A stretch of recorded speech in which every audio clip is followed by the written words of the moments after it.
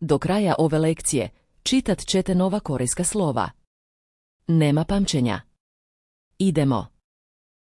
Zapamtite tajnu hangula, svako slovo ima oblik vaših usana kada ga izgovarate.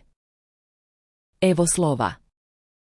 기억, Zvuči kao G _K. Mjesto je stražnji dio jezika. Sada dodajte samoglasnik i slušajte. 가, 고, Evo slova.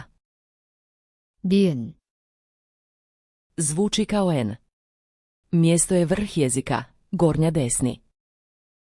Sada dodajte samoglasnik i slušajte.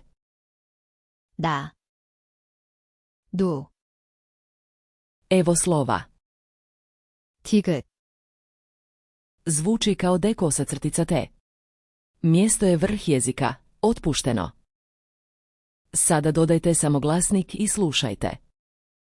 다, 도, Sada samoglasnici. Slušajte i gledajte linije. 아, 어, 오, 우, Spojite suglasnik i samoglasnik i dobit ćete slag. Kao građevni blokovi. 가, 고, 나, Vaš red pročitajte ovo naglas. Pauzirajte ako trebate.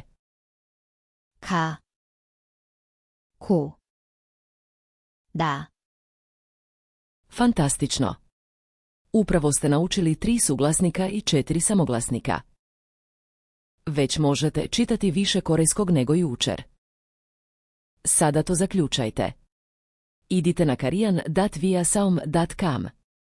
Besplatna praksa, bez prijave. Link je ispod.